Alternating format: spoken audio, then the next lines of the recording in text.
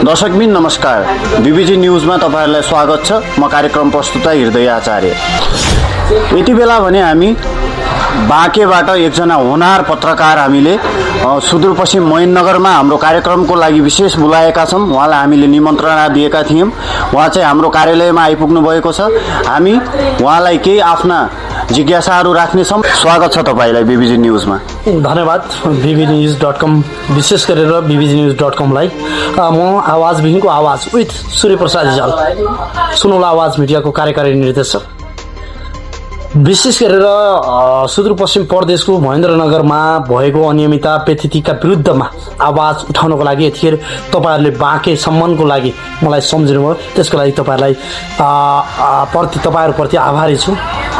हामी पनि धेरै आभारी छौं। हामीले एउटा निमन्त्रणा दिँदा उहाँ चाहिँ यहाँ बाँकेबाट सुदूरपश्चिमसम्म आइपुग्नु भयो। हामी पनि धेरै धेरै धन्यवाद दिन चाहन्छौं। अहिले त चुनावको माहौल छ, तपाई उतापट्टि पनि बिजी हुनुहुन्थ्यो होला, के भन्न चाहनुहुन्छ यो बारेमा? विशेष गरेर अहिले देशैभरि प्रतिनिधि सभाको चुनावको चाहिँ माहौल जताततै प्रस्तुत भइसकेको छ। किनभने प्रतिनिधि सभा 82 फागुन 21 गते हुन गएको प्रतिनिधि सभाको निर्वाचनका लागि अब धेरै समय पनि छैन। भोलिबाट सम्भवतः भोलि नै निर्वाचन सकिएर मतगणना सुरु हुनेछ। त्यसको लागि मलाई समय अभाव थियो। समय अभावका बावजुद पनि तपाईहरुको चाहिँ निमन्त्रणालाई स्वीकार्नु पर्छ भनेर म चाहिँ आज छोटो समयका लागि तपाईहरुको कार्यालयसम्म आएको छु। बाँके क्षेत्र नम्बर 3 मा 2 मा तपाईहरुको टिम र तपाईहरुले जसरी पनि अब चुनाव त्यो अभियसली सक्सेस नै हुन्छ भन्ने तपाईहरुले ग्यारेन्टी लिन त सक्नुहुन्न कि सक्नुहुन्छ? सम्भव भन्ने कुरा असम्भव भन्ने कुरा केही पनि छैन, सम्भव छ। तर प्रहरी प्रशासनको पूर्ण निगरानी भित्र रहेर निर्वाचन सफल हुन्छ। यसमा जनताले न्याय पाउनेछन् र यो चाहिँ जेएनजी सरकारले सफलता सँग चाहिँ हासिल गर्नेछ भन्ने म पूर्ण विश्वासमा छु।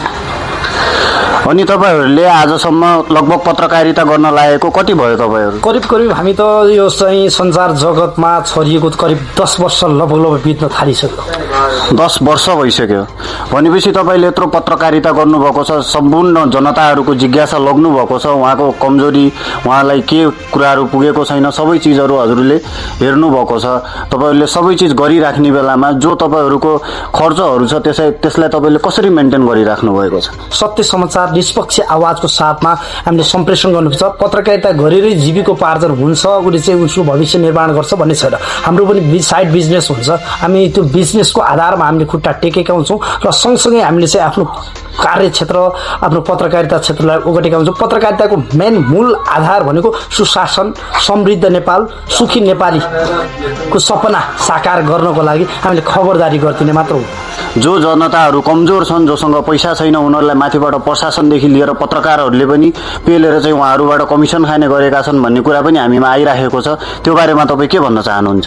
म चाहिँ विशेष गरेर भुइँ मान्छे, सडकका मान्छे जो चाहिँ आवाजविहीनका आवाजलाई चाहिँ म बुलन्द आवाज बनेर अगाडि पुर्याउने गर्छु।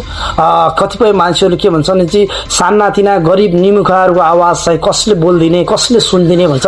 तर त्यसको विपरीतमा अरू पत्रकारिता होला, तर मेरो डिक्सनेरीमा अहिलेसम्म त्यो छैन कि हुने खाने पावरफुल राजनीतिक दलसँग आबद्ध भएर ठुलोको मात्र पछि लाग्ने भन्ने होला, तर मेरोमा त्यो छैन। म त सधैँ भुइँ मान्छेको आवाज। तर यस्तो छ नि त रिजाल सर, कतिपय तल बसेका जनताहरू तलै छन् त, उनीहरूको माग पूरा भएकै छैन अहिलेसम्म। उनीहरू कतै पनि केही गर्न सकिरहेको छैन। उहाँहरू जहाँ थिए वहीँ हुनुहुन्छ। उहाँको आवाज अहिलेसम्म माथि पुगेको छैन।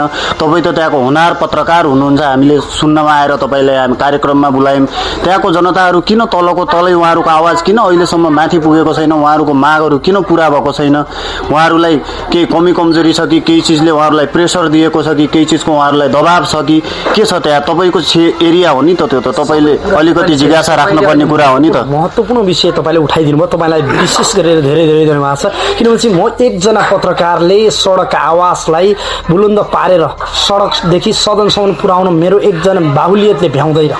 त्यसैले म जस्ता र तपाईँ जस्ता जसले गुनासाहरू तपाईँ माझ ल्याए, तपाईँले पनि ती आवाजलाई सडकदेखि सदनसम्म निष्पक्ष निस्वार्थ भावनाले पुर्याउन सक्नुपर्छ। त्यो आँट तपाईँमा पनि हुनुपर्छ।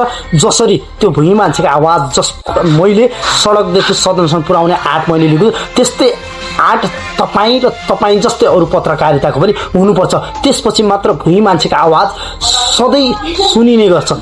सरकारै परिवर्तन भयो भनेर होइन, सरकार परिवर्तन अवश्य हुन्छ। परिवर्तन जेनजी सरकार कसले ल्यायो त? यी युवा यी भुइँ मान्छेले आज सडकमा आन्दोलन गरेर ल्याएका होइनन् त? सडक आन्दोलनबाट सदन पुगेको होइन त? सदनमा भएका ती होइन एउटा ठुला बडा मन्त्री ठुला ठुला उच्च पदस्थमा बसेका मान्छेहरू आखिर भागाभाग परे होइन त? सम्भव किन रहेनछ त? सम्भव त रहेछ नि त। हो, त्यसैले एकजुट भएर अगाडि बढ्ने हो भने असम्भव भन्ने केही पनि छैन। यसरी अब तपाईँहरू यसरी गर्नुभयो, आजसम्म तपाईँहरूले आफ्नो बेस दिनुभएको छ बाँकेमा हो। तपाईँहरूले यत्रो वर्ष तपाईँहरूले यो पत्रकारिता गर्दाखेरि तपाईँहरूले सबै जनताहरूको एउटा जिज्ञासालाई माथि पुर्याउँदाखेरि तपाईँहरूलाई सरकारले केही अलिकति भए पनि हेल्प गरेको छ कि छैन? सरकारले हामीलाई शान्ति सुरक्षाको व्यवस्था गरिदिएको छ, त्यतिमा हामीलाई ढुक्क छ।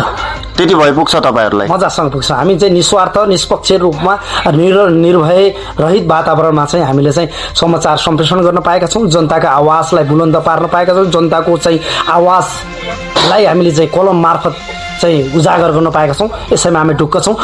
राज्यले हामीलाई सुविधा दिएको छ, बोल्न पाउने लेख्न पाउने स्वतन्त्रताको हक दिएको छ र हामीलाई सुरक्षित वातावरणमा पत्रकारिता गर्ने होइन। एउटा कुरा, तपाईँहरूलाई सरकारमा जति पनि मतदान गरेर जान्छन्, जति पनि जे जान्छन्, सरकारले उहाँहरूलाई स्यालेरी दिएको छ, सबै दिएको छ। उहाँहरूले सरकारले दिएको पैसा बापतको एउटा सेवा पुर्याइराखेका छन् सरकारी कर्मचारीहरूले।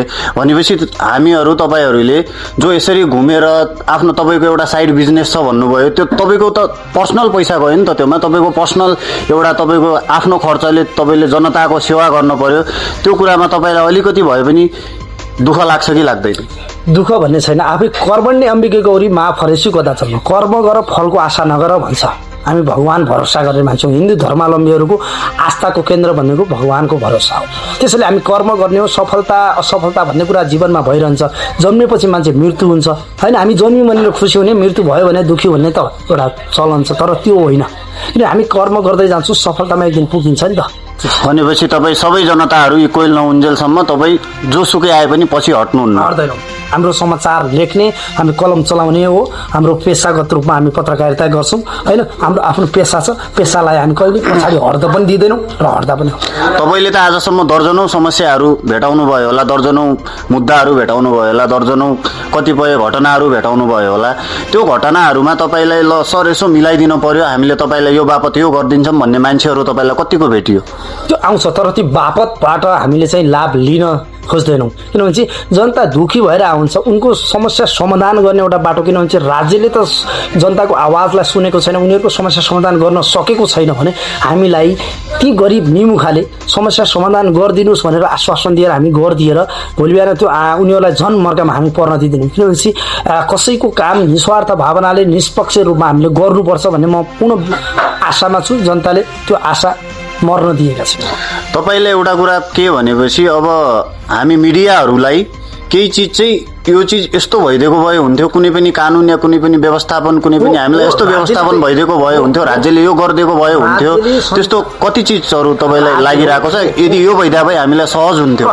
तपाईँले यही प्रश्न मलाई गरिदिएको भए हुन्थ्यो भन्ने मलाई चाहिँ मनमा लागेको थियो। तपाईँले राइट क्वेसन गर्नुभएको छ। राज्यले संसार जगतमा छरिएका जति पनि सञ्चारकर्मीहरू हुन्छ उहाँहरूको हक हितका लागि निःशुल्क रूपमा उहाँले सुरक्षाको व्यवस्था गर्नुपर्छ, दुर्घटना बिमा गर्नुपर्छ र बिरामी भए बापत चाहिँ सम्पूर्ण इलाज खर्च त्यो औषधि उपचार पनि निःशुल्क राज्यले यति गरिदिनुपर्छ भन्ने म मान्छु। किनभने चाहिँ राज्यले गरेका राम्रा नराम्रा जनताको सडकमा भएका राम्रा नराम्रा अनियमितता व्यथितिका विरुद्धमा यी सञ्चार जगतमा छरिएका जति पनि मिडिया कर्मीहरू हुनुहुन्छ, पत्रकार हुनुहुन्छ, विभिन्न किसिमको अनलाइन मिडिया हुनुहुन्छ, पत्र पत्रिका हुनुहुन्छ, टिभी पत्रकारिता गर्नुहुन्छ, सम्पूर्णले गरेका कामहरूलाई पहिलो प्राथमिकतामा राखेर होइन यी कुराहरू चाहिँ राख्नुपर्छ। पहिलो प्राथमिकता भने उहाँहरूको जीव ज्यानको सुरक्षाको जिम्मा राज्यले लिनुपर्छ। दोस्रो कुरा भनेको उहाँहरूको स्वास्थ्य बिमा निःशुल्क रूपमा गरिनुपर्छ। त्यसपछि उहाँलाई चाहिँ जीवन बिमा अनिवार्य गर्नुपर्छ र उहाँ पछिका चाहिँ सञ्चार जगतमा छरिएर रिपोर्टिङ गर्ने क्रममा केही चाहिँ दुर्घटना भयो भने उहाँहरूको परिवारलाई समेत ब्याक सपोर्ट चाहिँ राज्यले गर्नुपर्छ भन्ने चाहिँ म चाहिँ माग गर्छु। यो हुनु पनि जरुरी छ। राज्यले यति सञ्चार जगतलाई गरिदिनुपर्छ। आजसम्म तपाईँले जति पनि गरिराख्नु भएको छ रिपोर्टिङहरू गर्ने बेलामा जनताका जिज्ञासाहरू बुझ्ने बेलामा कसैको केसमा सत्यको पक्षमा लड्ने बेलामा तपाईँहरूलाई कतैबाट धम्की त्रासहरू केही आएको छ कि छैन आजसम्म? आउँछ नि अविरल, प्राय जसो त्यो त आइरहन्छ। त्यसको मतलब तपाईँको सुरक्षा राम्रो छैन, तपाईँलाई राम्रो सेक्युरिटी दिन सकेको छैन सरकारले। जीव ज्यानको सुरक्षा राज्यले लिएको खण्डमा पनि हामीलाई धम्की आउने, सामान्य मानसिक रूपमा टर्चर दिने, शारीरिक रूपमा यातना दिने जस्ता किसिमका र भौतिक आक्रमण गर्न पनि त्यस्ता व्यक्तिहरू पछि पर्दैनन् जो राजनीतिकबाट परिचालित भएका हुन्छन्, या त ती सञ्चारकर्मी नै किन नहुन् या राजनीतिक दलका कार्यकर्ताको रूपमा उनीहरू किन नहुन्। यिनी सबै समस्याहरूलाई समाधान गर्नको लागि के गर्यो भने चाहिँ यो समाधान हुन्छ जस्तो लाग्छ तपाईँलाई? विभिन्न कुनै प्रेस प्रतिनिधिहरूलाई राज्यले सबैभन्दा पहिला जीव ज्यानको सुरक्षा, त्यस पश्चात उनीहरूलाई निष्पक्ष पत्रकारिता गर्ने वातावरण मिलाइदिनु पर्छ। भनेपछि पत्रकारितामा ज्यान जान सक्ने पनि सम्भावना छ? एकदमै। आजसम्म कति घटनाहरू तपाईँले भेटाउनु भएको छ त्यस्तो पत्रकारलाई यो न्युज लेखेर मार्यो केही पनि? कतिपय कुराहरूमा अपहरण गरेर बन्धक बनाइएका घटनाहरू छ। रिपोर्टिङ गर्दै गर्दा कतिपय मान्छेहरू तपाईँ हेर्न सक्नुहुन्छ, तपाईँको सिरहावा दिवाकर शाहलाई रातको समयमा रिपोर्टिङ गर्ने क्रममा त्यही राजनीतिक दलका कर्मचारीहरू कार्यकर्ताहरूले कार्यालय सरकारी कार्यालयभित्रै जुवातास खेलिरहेको, चाहिँ अनैतिक क्रियाकलाप गरिरहेको होइन, त्यस्ता किसिमका रिपोर्टिङ गर्ने क्रममा उहाँलाई समेत कुटपिट गरिएको छ, उहाँको क्यामेरा फुटालिएको थियो। त्यस्ता धेरै उदाहरण छ। त्यस्तोमा सरकारले तपाईँहरूलाई अलिकति सहयोग पनि गरेको छ कि छैन? त्यो अनुसार छानबिन भएको पनि छैन आजसम्म? भएको छैन कुनै पनि केसमा? यदि निष्पक्ष छानबिन गर्छ, निर्दोषलाई न्याय दिने र दोषीलाई कारबाही गर्न लाग्यो भने राजनीतिक द्वन्द्व हुन्छ। पत्रकारको हातमा केही पनि छैन, सबै राजनीतिक कार्यकर्ताहरूको हातमा छ। जो माथि पोजिसनमा छन् उनीहरूले तपाईँहरूलाई औँलामा नचाइराखेको छन्। पत्रकारको हातमा यो सबै छ, तर राजनीतिक आडमा पत्रकारिता गर्ने, राजनीतिक आडमा। त्यसो भए त यो पत्रकारितालाई पत्रकारले नै पो बिगारेको हुन् कि? सबैभन्दा बढी राजनीतिकले बिगारेको। त्यही त पत्रकारहरूले राज संस्थाहरूको जो पनि राजनीतिक पार्टीहरू छन् उनीहरूको सपोर्ट लगेर हामी जस्तै मिडियाकर्मीले उहाँहरूको लाइक एउटा गलत चिजहरू लुकाएर यो देशमा स्वतन्त्र पत्रकारिता भन्ने बिरलै पाइन्छ। यति मात्र म भन्छु, बिरलै पाइन्छ। स्वतन्त्र पत्रकारिता भनेको बिरलै पाइन्छ, तपाईँ आफै बुझ्नुहोस्। भनेपछि धेरै मान्छेहरू छन् त्यस्तो उहाँहरूसँग मिलिराखेका छन् जो मैले भनिसकेँ नि तपाईँलाई, स्वतन्त्र पत्रकारिता गर्ने भनेको मान्छे बिरलै पाइन्छ।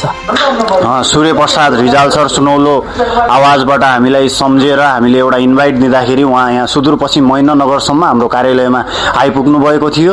उहाँलाई पनि हामी धेरै धेरै धन्यवाद दिन चाहन्छौँ। हामीले आफ्ना जिज्ञासाहरू केही राखेका छौँ र उहाँले पनि उहाँहरूको जीवनमा के कति भयो, के कमजोरी छ, के चिजहरू हामीले बनाउन सकिन्छ, के चिजहरू हामीले उठाउन सकिन्छ, के चिजलाई हामीले जरैबाट उखाल्नुपर्छ भन्ने जस्ता प्रस्तावहरू हामीमाथि राख्नु भएको छ र उहाँलाई पनि धेरै धेरै धन्यवाद दिन चाहन्छौँ। अहिलेसम्म हाम्रो लाइभ हेरेर तपाईँहरूले हामीलाई साथ दिनुभयो, त्यसको लागि पनि तपाईँहरूलाई धेरै धेरै धन्यवाद दिन चाहन्छौँ।